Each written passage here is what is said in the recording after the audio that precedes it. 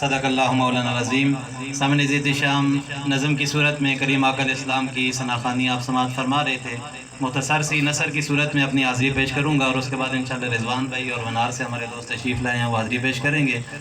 محبت سے باواز بلند کریم آقا علیہ السلام کی بارگاہ میں درود و سلام پڑھ لیں۔ صلی اللہ علیہ یا رسول اللہ وسلم علیہ یا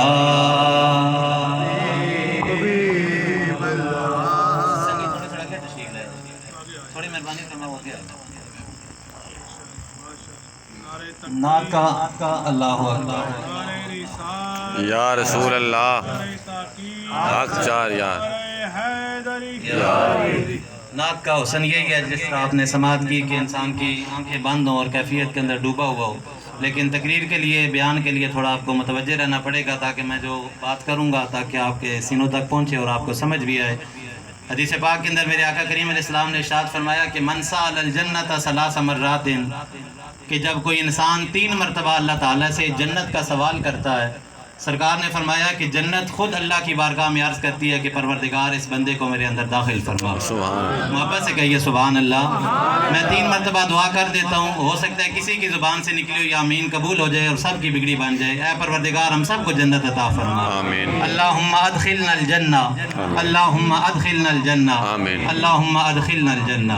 سامعین ذیت شام، جو بات آپ تک پہنچانا چاہتا تھا وہ یہ ہے کہ حضور نے فرمایا جب بھی کوئی انسان زمین پہ بیٹھ کر کسی بھی حالت میں چاہے بلند آواز سے یا دل کے اندر دعا مانگے جنت کی، تو جنت کو پتہ لگ جاتا ہے کہ اس بندے نے مجھے اللہ سے طلب کیا ہے۔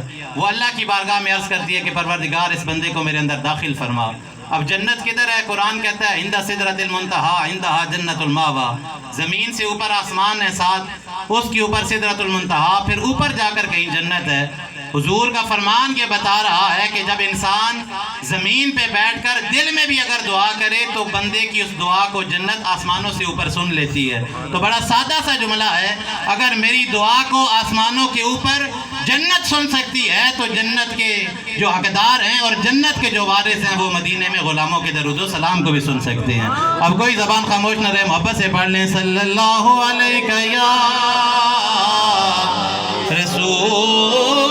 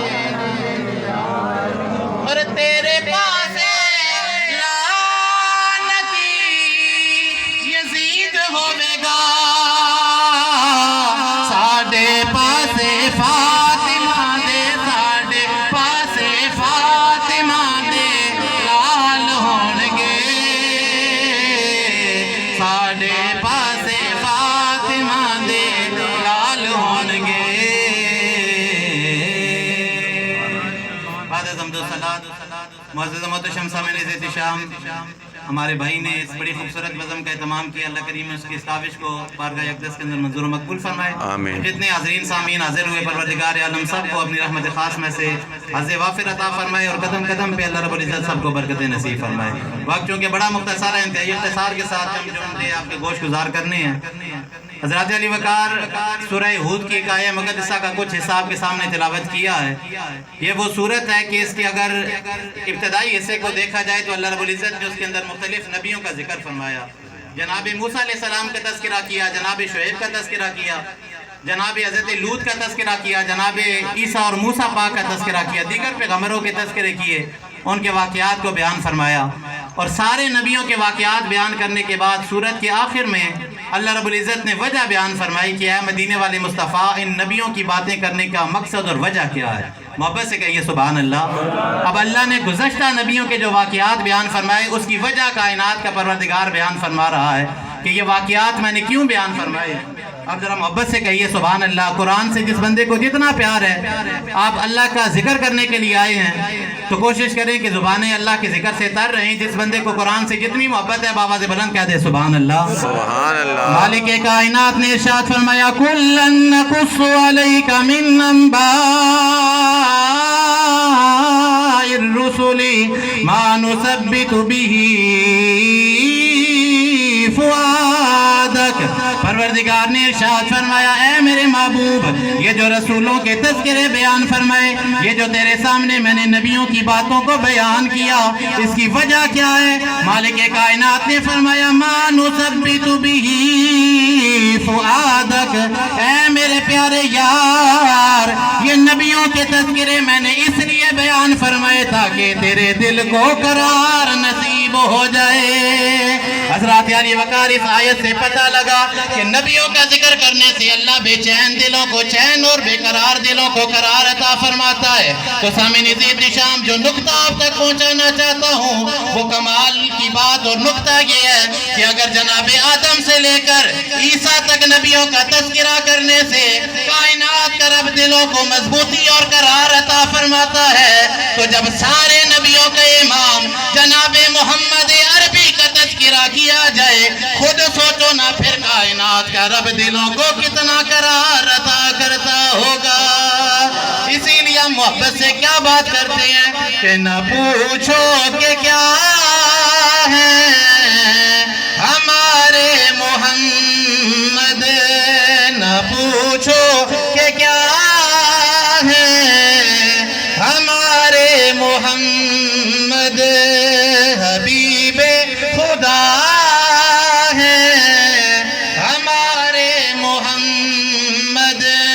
شامل ہو جائیے. حبیب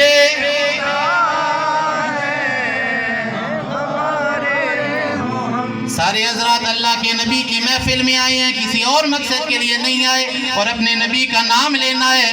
رب کائنات کی عزت کی قسم ہے، میرے مصطفیٰ کی ذات تو بڑے دور کی بات ہے، کائنات کے پروردگار نے محبوب کے نام کے اندر ہی بڑی برکتیں رکھ دی ہیں.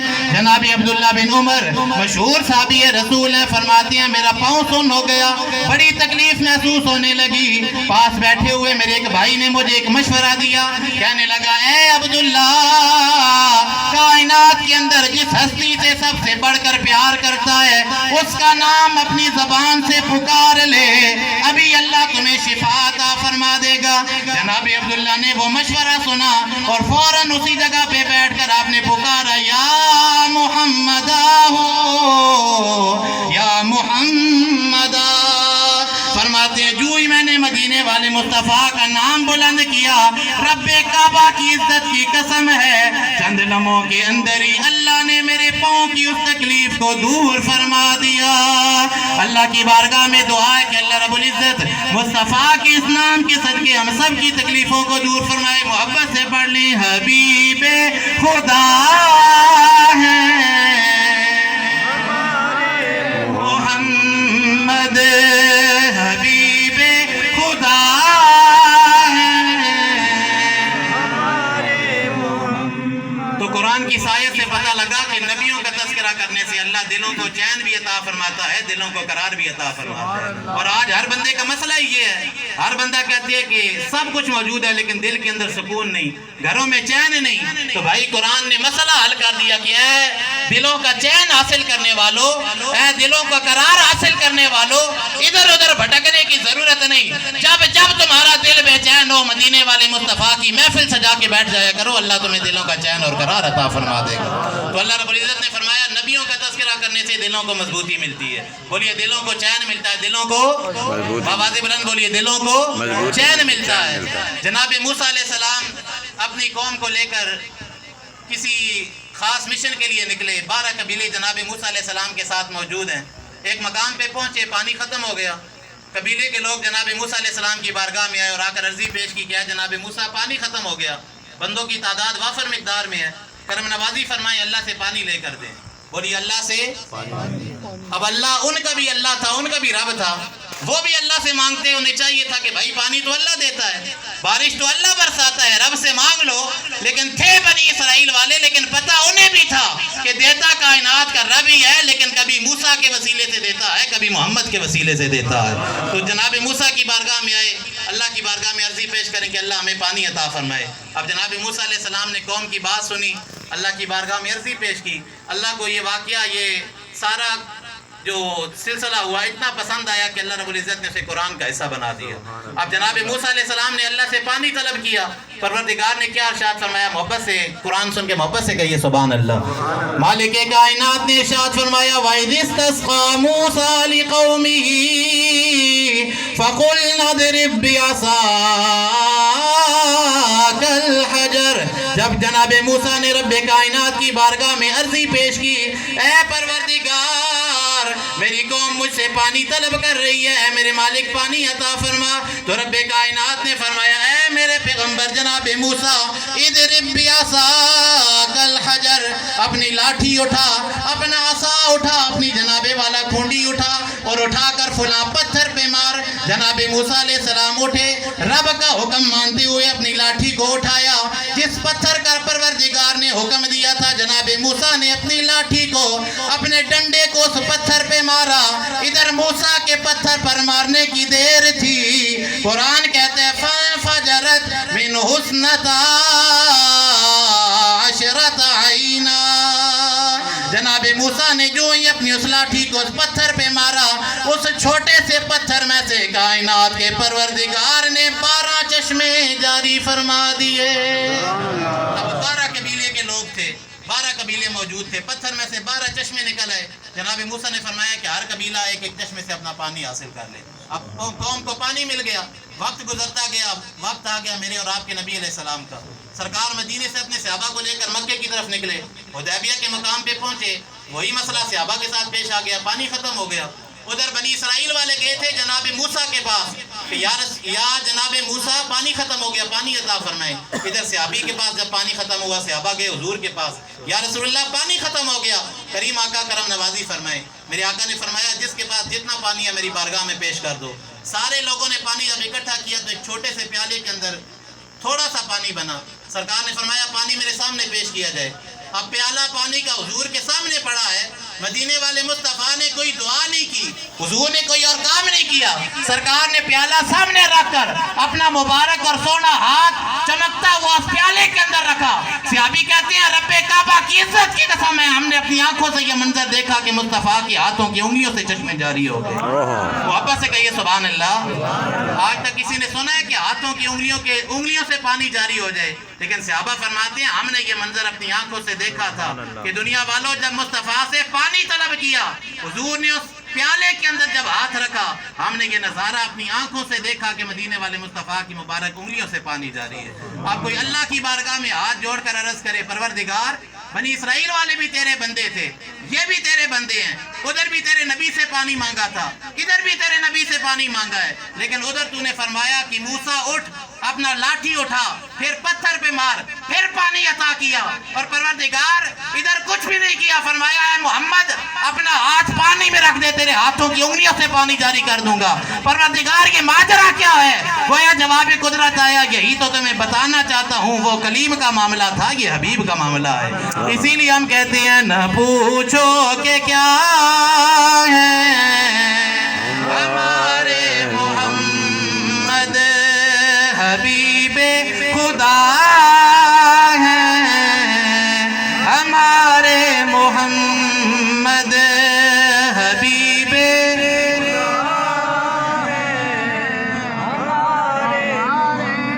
اب جو کہ وقت کے دامن میں گنجائش نہیں ہے تو بالکل اختصار کے ساتھ صرف بہت ساری چیزیں چھوڑ کر 2-3 چیزیں عرض کرتا ہوں اور اختتام کی طرف چلتے ہیں۔ جناب یہ اس لیے میں عرض کر رہا ہوں کہ آپ کو پہلے بتایا کہ نبیوں کی باتیں کرنے سے اللہ دلوں کو چین اور قرار عطا کرے گا۔ جناب موسیٰ کی بات سنی، اب جناب ابراہیم کی بات سنیے یہ جو ہم نے ایک دن کے بعد قربانیوں کا سلسلہ کرنا ہے، سارا ماحول وہی چل رہا ہے قربانیوں والا، تو جناب ابراہیم علیہ السلام کی سنت ہے۔ صحابہ نے پوچھا یا رسول اللہ یہ قربانیاں کیا ہیں؟ میرے آقا نے فرمایا سنت و ابیکم ابراہیم، تمہارے باپ ابراہیم کی سنت ہے۔ اب ہم نبی کا تذکرہ کیوں کرتے ہیں؟ صبح ہو تو نبی کے تذکرے، شام ہو تو نبی کے ترانے، نبی کے گن گاتے ہیں۔ وجہ کیا ہے سامعین؟ وجہ یہ ہے کہ مدینے والے مصطفیٰ کے صدقے اللہ نے ہمارے اوپر بڑی کرم نوازیاں فرمائی ہیں، اللہ نے بڑی آسانیاں پیدا فرمائی ہیں۔ صرف ایک مثال دوں گا، قربانی ہم نہیں کرتے، اللہ کا قرآن کہتا ہے پہلی امتوں کے لوگ بھی قربانی کیا کرتے تھے۔ قربانی پہلی امتوں کے اندر بھی موجود تھی لیکن انداز مختلف تھا۔ وہ انداز کیا تھا؟ پہلی امتوں کے لوگوں کو حکم تھا قربانی کرو، وہ جانور ذبح کرتے لیکن کھانے کی اجازت نہیں تھی۔ اب ہوتا کیا تھا؟ ذبح کر کے حکم تھا کہ جانور کو کسی اونچے پہاڑ پہ رکھ دو۔ جب جانور کو ذبح کر کے پہاڑ پہ رکھا جاتا، آسمان سے ایک بجلی آتی اور وہ بجلی اگر اس جانور کو جلا کر راکھ کر دے، لوگ سمجھ جایا کرتے تھے کہ اس کی جانور کی قربانی قبول ہو گئی، اور جسے وہ بجلی جلا کر راکھ نہ کرے دنیا کو پتہ لگ جاتا تھا یہ وہ بندہ ہے جس کی قربانی قبول نہیں ہوئی۔ اب یہ پہلی امتوں کا معاملہ تھا، ایک تو گوشت کھانے کی اجازت نہیں، دوسرا ان کا پول کھل جاتا تھا، لوگوں کو پتہ لگ جاتا تھا یہ وہ بندہ ہے جس کی قربانی قبول ہے، جس کی قربانی قبول نہیں۔ آپ ذرا سوچیں اپنے آنکھیں بند کر کے تصور کے اندر کہ اگر کسی کو پتہ لگ جائے کہ یہ بندہ ہے جس کی قربانی قبول نہیں ہوئی، مجھے بتائیے وہ اپنے گلی محلے کے اندر چلنے کے قابل رہے گا؟ اللہ بولیے رہے گا؟ شرمندگی سے وہ چل ہی نہیں سکے گا، لوگ اسے تانے دے دے کر مار دیں گے، کوئی کہے گا حرام کا مال تھا، کوئی کیا کیا تانے دے گا کہ انسان پریشان ہو جاتا ہے۔ تو اس مدینے والے مصطفیٰ کا شکر ادا کیوں نہ کریں کہ جب ہماری نسبت مصطفیٰ سے ہوئی تو رب نے قانون قدرت بدل دیا، فرمایا پہلوں کے لیے حکم تھا کہ گوشت ان کے لیے حلال نہیں تھا قربانی والا، اے مصطفیٰ کی امت کے لوگوں تم گوشت بھی کھایا کرو، گوشت بھی تمہیں ہبہ کر رہا ہوں، اس پر تمہیں اجر و ثواب بھی عطا کر رہا ہوں۔ اور اس سے بڑھ کر کمال کیا عطا فرمایا کہ پہلے لوگ قربانی کرتے تھے، پول کھل جاتے تھے کہ یہ وہ بندہ ہے جس کی قربانی قبول نہیں ہوئی۔ فرمایا مصطفیٰ کی امت کے لوگوں تمہارے پول میں کھولوں گا نہیں، تم گناہگار بھی ہوئے تو مصطفیٰ کی نسبت کی وجہ سے تمہارے عیبوں پر میں ہمیشہ پردہ پوشی کیا کروں۔ اسی لیے وہ میاں صاحب نے بڑی خوبصورت بات ارشاد فرمائی کہ ایک گناہ میرا ماں پیو ویکھے، ایک گناہ ماں پیو ویکھے، دیوے دیس نکالا، تے لکھ گناہ میرا اللہ ویکھے، تے او پردے پاون والا۔ سامعین احتشام آخری حدیث پیش کر کے اجازت چاہوں گا۔ میرے آقا کریم کی بارگاہ میں کچھ صحابہ آئے، یہ صحابہ کوئی عام صحابہ نہیں تھے، حدیث کے لفظ ہیں، فرمایا جاء الفقراء الی النبی صلی اللہ علیہ وسلم، اب کی بار مصطفیٰ کی بارگاہ کے اندر یہ جو صحابہ کا قافلہ آیا یہ کوئی عام صحابہ نہیں تھے، یہ میرے مصطفیٰ کی امت کے غریب لوگ تھے۔ غریبوں کا قافلہ حضور کی بارگاہ میں آیا، کہنے لگے یا رسول اللہ ایک مسئلہ لے کر حاضر ہوئے ہیں۔ آقا نے پوچھا بولو کیا مسئلہ ہے؟ کیونکہ حج کے معاملات چل رہے ہیں، حج کا دن چل رہا ہے، آج خوش نصیب لوگوں نے میدان عرفات کے اندر حج کا خطبہ بھی سماعت کیا، اللہ کریم صاحب کو اس بہادر جگہ کی حاضری بہادر صورت میں نصیب فرمائے۔ تو فرمایا عرض کرنے لگے یا رسول اللہ ہم نمازیں پڑھتے ہیں، امیر لوگ بھی پڑھ لیتے ہیں، قرآن ہم بھی پڑھتے ہیں، وہ بھی پڑھ لیتے ہیں، لیکن یا رسول اللہ ہمارے پاس پیسے نہیں، مال و دولت نہیں، امیر لوگ ہم سے آگے چلے جاتے ہیں کہ وہ مال خرچ کر کے حج بھی کر لیتے ہیں، میدان جہاد کے اندر بھی چلے جاتے ہیں، یا رسول اللہ ہم پیچھے رہ جاتے ہیں۔ اب میرے آقا نے یہ نہیں فرمایا کہ اب میں کیا کر سکتا ہوں، کیونکہ صحابہ بھی جانتے تھے کہ ہمارا تعلق اس بارگاہ سے ہے اور ہم اس بارگاہ میں جا رہے ہیں کہ جس بارگاہ سے کبھی کائنات کا کوئی سوالی خالی واپس نہیں لوٹا، جو سوالی سوال لے کر آیا اس کے سوال کو پورا کیا گیا۔ سرکار نے جب اپنے غلاموں کی بات سنی، سرکار نے فرمایا گھبرانے کی ضرورت نہیں، ایک وظیفہ میں تمہیں بتا دیتا ہوں، وظیفہ کرنا تمہارا کام ہے، وظیفہ تم اپنے گھر میں بیٹھ کر کرو، مصطفیٰ کی نسبت کی وجہ سے اللہ گھر میں بیٹھ کر تمہیں حج کا ثواب عطا کر دے گا۔ واپس سے کہیے سبحان اللہ۔ صحابہ نے پوچھا یا رسول اللہ وظیفہ کیا ہے؟ میرے کریم آقا علیہ السلام نے ارشاد فرمایا کہ ہر بندہ نماز کے بعد 3 مرتبہ 33 مرتبہ سبحان اللہ، 33 مرتبہ الحمدللہ اور 34 مرتبہ اللہ اکبر پڑھ لے. بندہ کے وظیفہ کرنا بندے کا کام ہے، مقبول حج کا ثواب ادا کرنا کائنات کے پروردگار کا کام ہے. تو مصطفیٰ کی نسبت کی وجہ سے اپنے اوپر جب اتنی کرم نوازیاں دیکھتے ہیں، اتنی مہربانیاں دیکھتے ہیں، تو دل سے ایک ہی صدا نکلتی ہے کہ ہم گناہگاروں کو تیری مہربانی چاہیے. ہم گناہگاروں کو تیری مہربانی چاہیے. سب گناہ دھل جائیں گے، تیری رحمت کا پانی چاہیے. اللہ کریم کی بارگاہ میں دعا کہ اللہ رب العزت ہمارے بھائی کے والد محترم کے درجات میں بلندی عطا فرمائے اور سب کی حاضری بارگاہ اقدس کے اندر منظور و مقبول فرمائے.